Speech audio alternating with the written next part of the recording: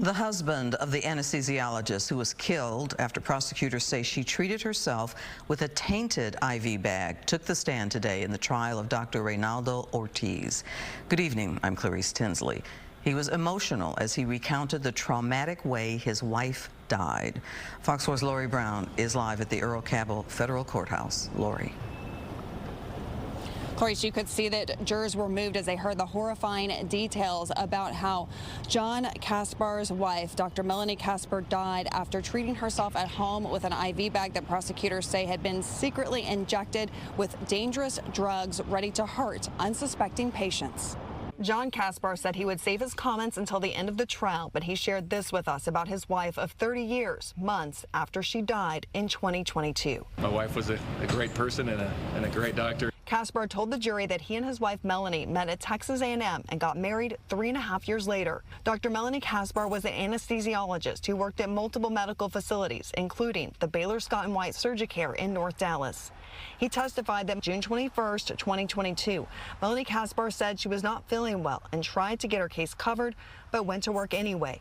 Later that afternoon, she came home and felt worse. She asked her husband to help her administer an IV bag, something he had seen her do a couple of times before in their 30 years of marriage. She went to their back house. 5 minutes later, she called her husband screaming. He sprinted to her and she screamed, "Call an ambulance." He asked, "Is it the IV bag?" She said, "No, it's my arm and my chest." "My biggest regret was not ripping the IV bag out," Kaspar testified. He said she spoke incoherently for 10 seconds and then fell silent. Kaspar said he immediately performed CPR until paramedics arrived. She was pronounced dead at the scene. Paul Coggins is a former U.S. attorney, now a white-collar crimes attorney. Coggins says Kaspar's testimony could be the most powerful in the trial to jurors. Obviously, the loss there was the greatest loss. He lost his wife. And the second part about it is there's no way a defense lawyer can cross-examine him effectively. This has been a trial really highlighted by a lot of emotional testimony by people who, went in for what they thought was a simple operation and, woke up on intubation and their lives changed forever. And medical personnel grappling for an answer was, why is this happening? Melanie Kaspar's autopsy results in August revealed an unexplained presence of bupivacaine in her bloodstream.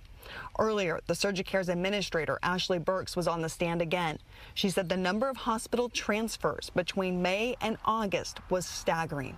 The defense worked to offer other health reasons patients may have suffered emergencies. I think the defense lawyers are trying to show no motive, no pattern.